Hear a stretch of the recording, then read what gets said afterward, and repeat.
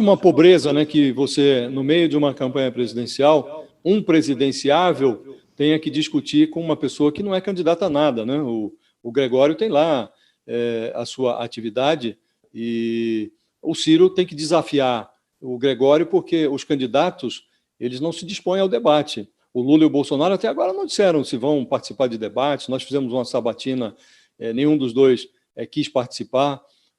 E o mais curioso é que, a pretexto de defender o voto útil no Lula, já no primeiro turno, para deter o golpismo do Bolsonaro, os democratas que conspiram a favor dessa fórmula acabam apedrejando, empobrecendo a própria democracia.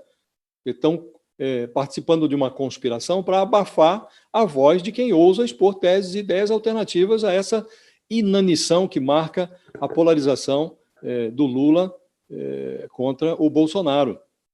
Por que conspirar contra o debate? Por que excluir da disputa alguém como Ciro Gomes, que tem a sua história aí, você pode concordar, discordar do estilo do Ciro Gomes, mas ele foi prefeito, governador, foi ministro de Estado, ministro, inclusive, dos governos do PT. Então, ele tem um livro, publicou um livro com a proposta dele, as propostas que ele sugere que sejam adotadas caso seja eleito. Então, o sujeito tem o que dizer. Agora, por que excluir esse personagem do primeiro turno? E aí o Ciro, por ousar dizer coisas que os outros não gostam de ouvir, ele agora está sendo classificado como fascista. Ele é fascista, chamado de fascista pelos ditos adeptos da esquerda, e as palavras dele são aproveitadas pela direita, pela ultradireita representada pelo Bolsonaro, que utilizam o que o Ciro diz para atacar, desqualificar o Lula, sem dar atenção ao que ele diz também em relação ao Bolsonaro. E o Ciro foi ironizado, foi ridicularizado nas redes sociais por ter dito uma verdade. Ele disse que o Lula não foi absolvido. Isto é uma verdade.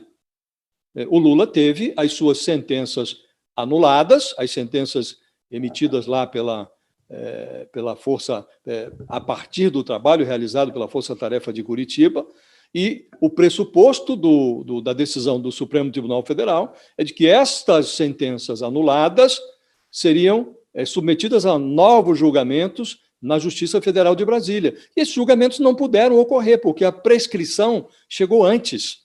Então, os crimes atribuídos ao Lula, corrupção, lavagem de dinheiro, esses crimes prescreveram. Mas ele não tem a seu favor uma sentença absolutória ou as sentenças absolutórias correspondentes aos casos que foram anulados. Então, o Ciro disse uma verdade. Agora, hoje o PT diz que não houve corrupção nem na Petrobras. A empresa foi virada do avesso. O PT e os seus aliados plantaram bananeira dentro dos cofres da estatal. O prejuízo foi reconhecido no balanço, um balanço feito, elaborado, ainda durante o governo da Dilma Rousseff. Mas o PT diz que não houve corrupção na Petrobras. Então, nós estamos vivendo este cenário de empobrecimento da cena política por falta de debate. E alguém que se dispõe a debater é acotovelado e querem empurrar um personagem como Ciro Gomes para fora do debate. Por quê? Por que empobrecer o debate dessa maneira? Por que não permitir que os candidatos se apresentem ainda no primeiro turno? A lógica do segundo turno é essa. Você tem os candidatos, se apresentam todos eles, o eleitor vai, manifesta a sua posição na urna e, havendo o segundo turno, os dois mais votados vão disputar. Se a democracia brasileira não resistir a um segundo turno, então vamos fechar as portas do país. Agora, nós estamos vivendo esse cenário, Fabiola. Quem ousa se contrapor à polarização, se é um candidato como Ciro Gomes, que, mesmo tendo o que apresentar, ele é tratado como um pária, como um fascista, e acham que ele deveria renunciar. Por quê? Por quê? Qual é a lógica? Então, não tem lógica isso. Ô, Josias, mas você não acha que aí vai a estratégia eleitoral, né? A gente sabe que o Ciro é meio incontrolável, né? Eu imagino que os seus estrategistas devam ter falado, Ciro, não faz esse debate, né? Porque o Greg, ele é famoso, ele tem o público dele, ele é um artista, né? O Ciro, assim, você acha que a estratégia do Ciro foi boa? Porque ele vai para um debate e aí ele fica sendo alvo agora de ataques, né? Ele não errou Não, de... a estratégia não se revelou adequada, não. É como nós estávamos dizendo. Um candidato tem que debater com outros candidatos. Não um debate como esse, né? Que para o candidato... É claro. Ele pega um para influenciador, alguém famoso das redes sociais, que é super atuante nas redes. Ele se desgastou, o Ciro Gomes, fazendo isso, né? Foram feitas aferições, ele saltou, ele tinha 20% de menções nas redes sociais e saltou para alguma coisa de 90%. Teve um acréscimo de presença nas redes sociais, mas a presença é majoritariamente negativa para ele. Então foi um tiro no pé, evidentemente. Agora, o fato de constatarmos isso, até esse debate anômalo, revela o tipo de campanha que nós estamos tendo.